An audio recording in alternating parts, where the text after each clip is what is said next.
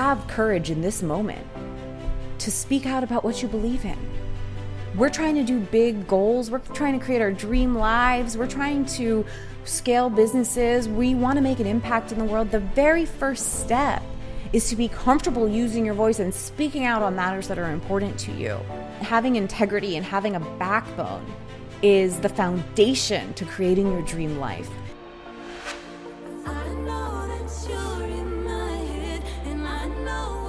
What's up, everybody? Welcome back to the Dream Life Club podcast.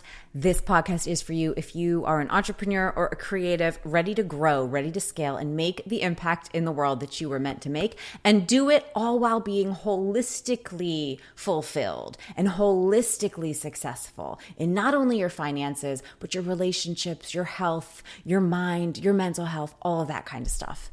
So my name is Sumi, and if you don't know me by now, I've been an entrepreneur since I was 19. I've built multiple businesses along with an 8-figure company called K4 Solutions, a consulting company in DC. We grew it to 200 people across the country. I sold that company. Now I'm in LA pursuing a new dream as a pop music recording artist. So it's so much fun for me to use this platform to give back to you, other entrepreneurs and creatives who are looking to grow. Today, I want to talk about something super special and important.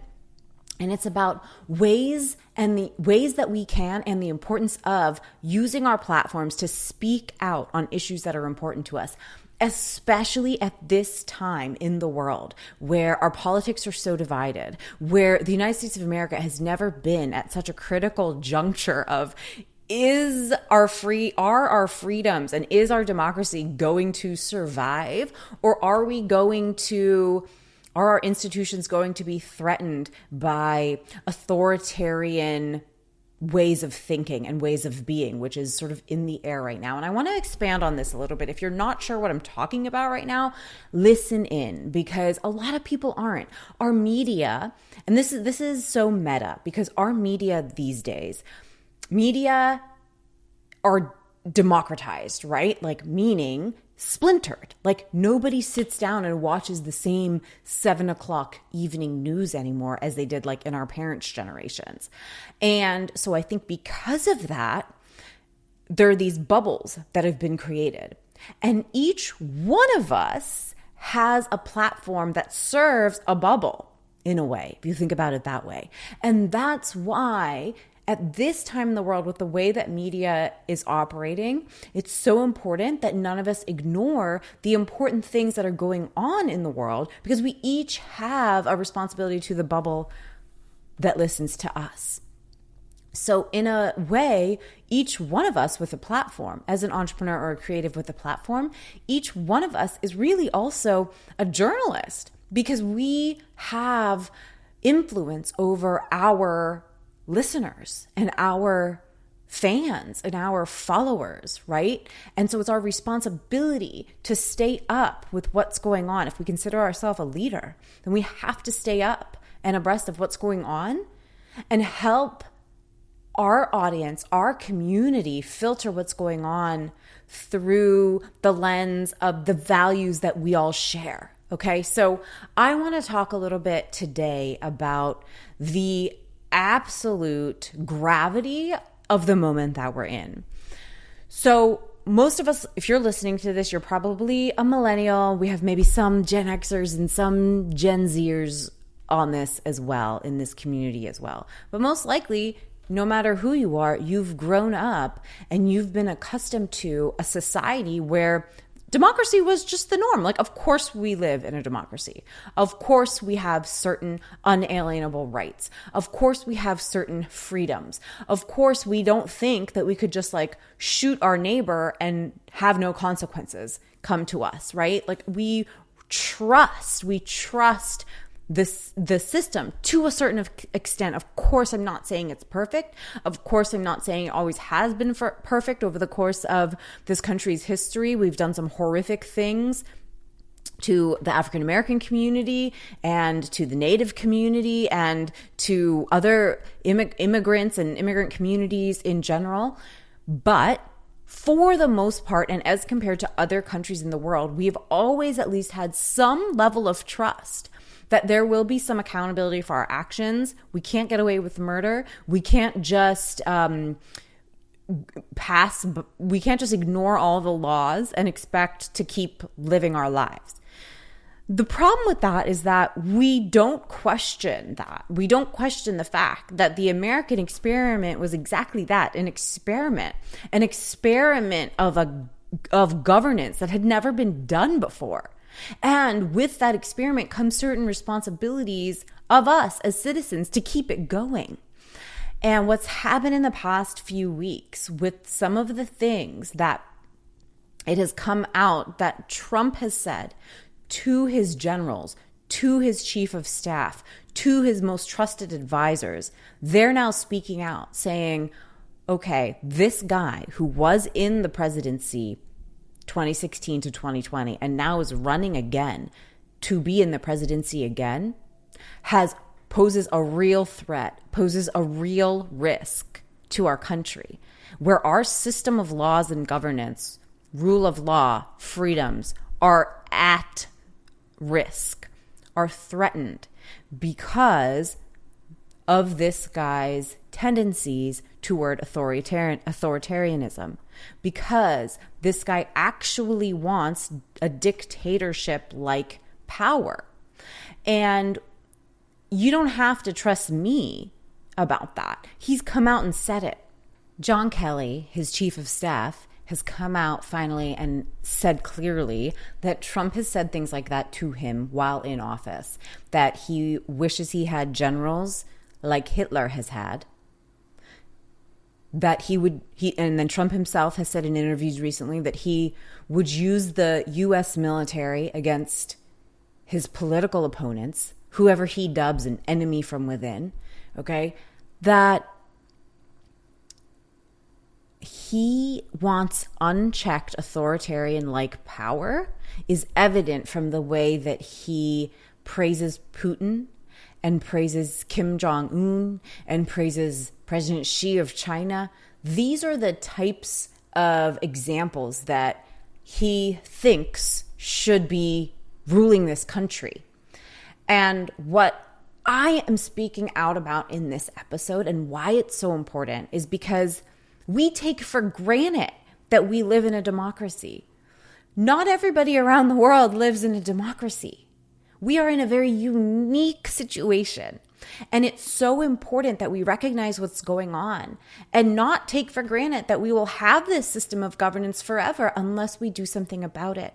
We have 2 weeks, and I'm recording this. It is October 24th, 2024. We have under 2 weeks until election day. The election has already started. Voting has started. 2 weeks, less than 2 weeks until the election ends on election day.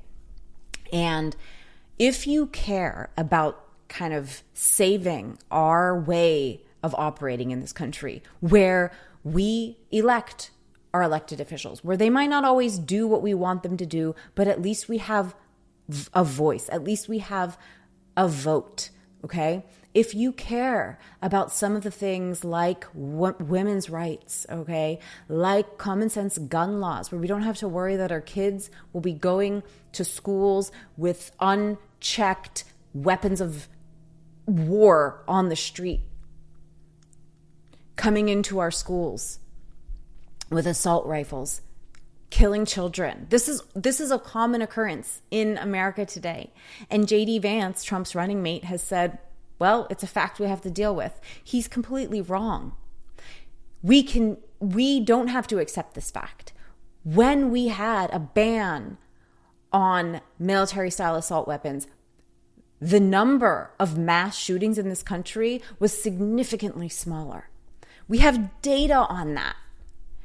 If you care about leaving a world for our children where we won't have to worry about threatening climate disasters every day, like just in the past few weeks, we've had 2 hurricanes pass through the East Coast.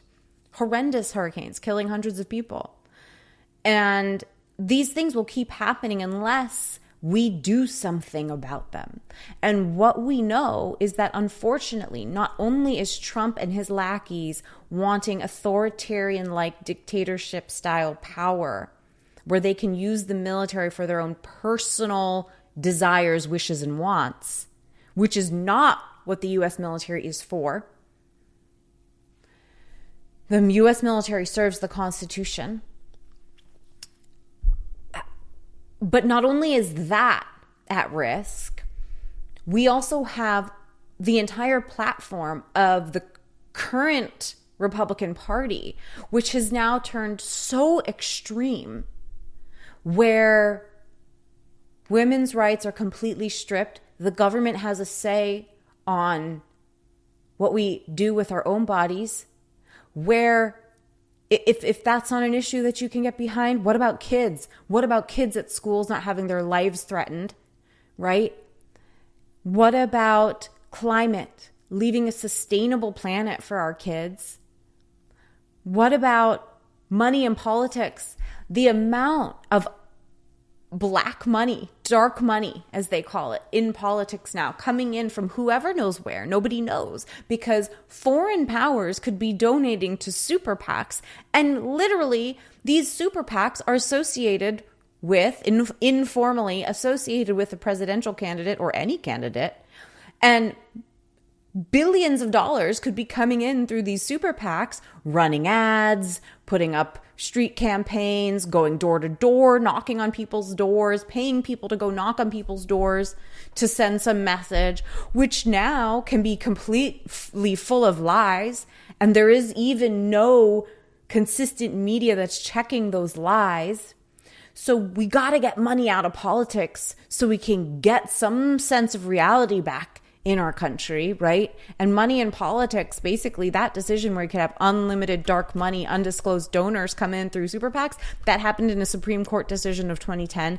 That needs to be reversed. There are a lot of levers that we have that we can change, that we can pull if we have the right people in power now, that we can get back to a sane Republican Party, Democratic Party, and we can actually make some progress together as a country. But right now, in the next 2 weeks, it's like one of the most critical times that we've ever faced to be able to go in one direction or the other. And I'm speaking out about this today because, look, I'm not going to convince anybody if you are voting Republican or if you believe in Trump and what he stands for. I know I'm not going to convince you in my rant today. But my purpose in speaking out, my purpose in saying this is twofold.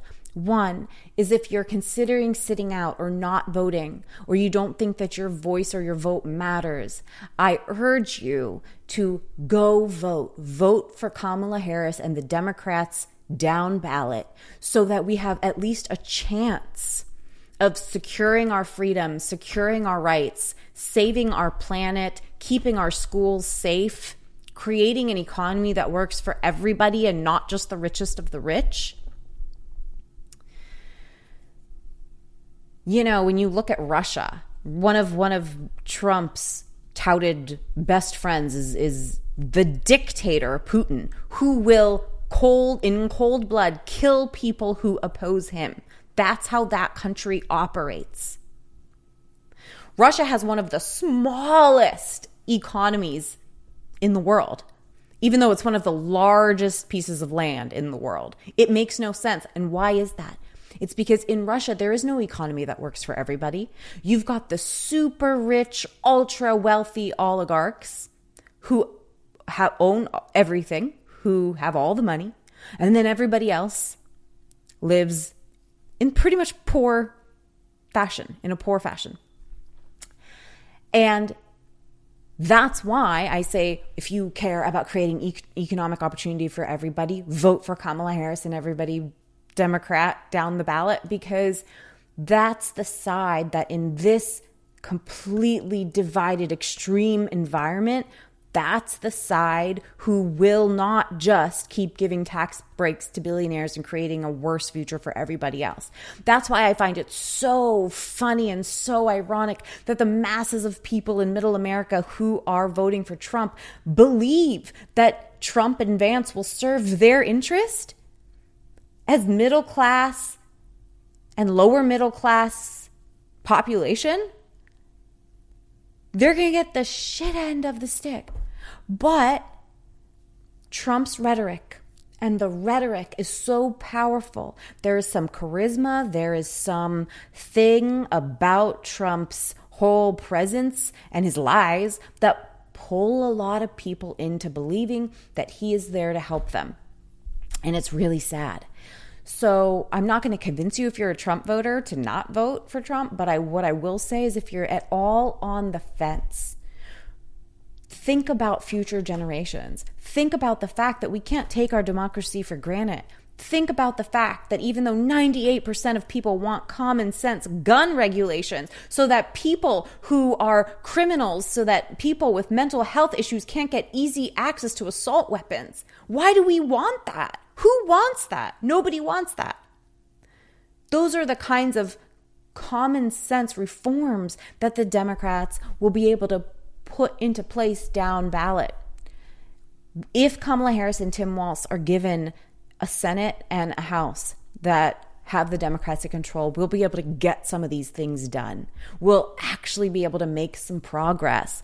And like they always say, your vote is not for a candidate who's going to do everything that you want. Your vote is like getting on a bus that's going to take you closer to the location that you want to be. Because think of it, none of us agree on everything. How could we? We couldn't. It would be impossible. So no candidate is ever going to do everything that I want that candidate to do. No candidate is ever going to do everything that you want that candidate to do. But in order to survive in this democracy, in this democratic society, we have to agree that we'll be able to vote for the person who's going to be closest to where we want this country to go. So if you're at all sitting on the fence, I urge you to not sit this one out. It's too important. It's too critical. It's too critical. The future of our country hangs in this moment, in these next 2 weeks. And so many of us are so very worried about what it will mean if it goes the wrong direction. And I urge you to speak out about it on your own platforms. Because after all, what is it to have courage in this moment to speak out about what you believe in? We're trying to do big goals. We're trying to create our dream lives. We're trying to scale businesses. We want to make an impact in the world. The very first step is to be comfortable using your voice and speaking out on matters that are important to you. Having integrity and having a backbone is the foundation to creating your dream life, is the foundation to creating real success and fulfillment in your life. And so if you've been holding back, if you've not been speaking out because perhaps you live in an area where there are people who might judge you for your beliefs, where there are people who may disagree with you, and it becomes intimidating to speak out, just practice it. Practice it by putting a sign in your front yard. Practice it by wearing a Harris Waltz hat and walk around. Practice speaking out because your voice is the thing that you control. And you look at examples like Alexei Navalny and his very brave wife. Alexei Navalny was fighting against Putin, fighting to bring back a true democracy in Russia for years. And he was imprisoned and finally, very sadly, killed earlier this year. And his wife has now taken on that fight and is speaking out. And she knows that her life is threatened. She knows that her entire life is threatened because she is taking a stand. And luckily, none of us are in that situation. Luckily, none of us are living in a country like that in the United States yet, hopefully ever. And so we really need to assume some amount of courage and some amount of bravery and never think that speaking out on your beliefs will isolate some of your audience, so therefore you're not going to do it. Are you kidding me? Having integrity and sharing your values and sharing what's important, that's how you're going to build a brand of impact. That's how you're going to actually make a difference in the world. Hiding that and playing both sides, is that really who we want to be? Never. I would never want to be that person. I would never want to be that person. I would never want to be the person who is afraid to speak out because they don't want to isolate 50% of their audience. Just because our country is so divided right now doesn't mean that what's right and wrong has to be forgotten. Doesn't mean that we have to give up our values just to appease 50% of this country. We need to stand on our values. And the more people that have the courage to do so, the more people will have the courage to do so, which will lead to more and more people waking up and realizing how to be on the right side of history in this moment.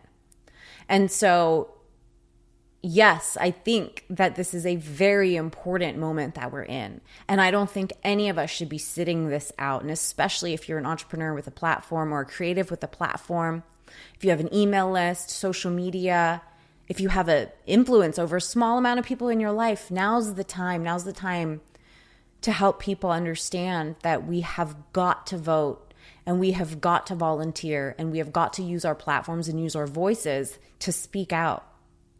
So with that, I will end this episode and I will just say that with the power, the collective power that we want to build as a community and the power that we want to build in terms of impact and influence, with that comes responsibility. And as trite as it is still true that we need to use that power and wield it responsibly. We need to be informed. We need to understand what media we're watching, what media we're listening to or reading, and understand media literacy. Understand if we see a headline, where did that headline come from? What's the source? What's the magazine? What's the news source? And what is their bias?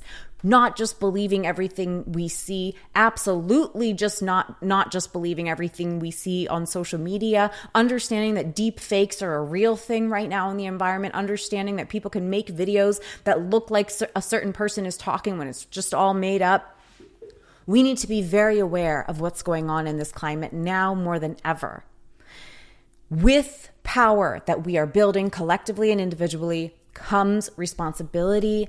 And I just wanted to take a moment to underscore that today, because in order to build dream lives and in order to build companies of meaning and impact and personal lives of influence and step into leadership roles, we can't ignore what's going on in the world. We can't ignore the most important aspect of the fact that we even have an opportunity to build a business today is because of the country that we live in.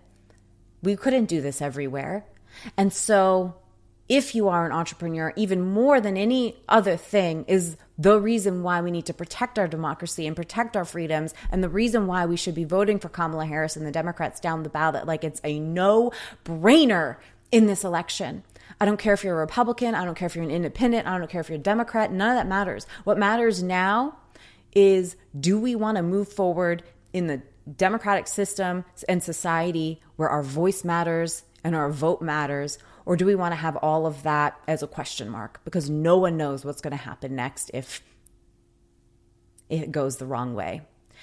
So I will leave it at that. I put my heart out there today. I communicated how important that I think this moment is. And I opened myself up to, I'm sure, a lot of trolls and a lot of criticisms. And that's part of what comes with the job of having a platform. So I'm going first. I hope you'll do the same on your platforms in whatever ways that you feel is right to speak out. I believe in you, and I believe in your power, and I believe in your goals and your dreams. And let's secure our future by first securing our country. All right, with all of that, sending you lots of love. Have a wonderful weekend. Do some volunteering this weekend if you can for a campaign. Donate if you haven't yet. And let's get this done. Lots of love, and I'll talk to you next week.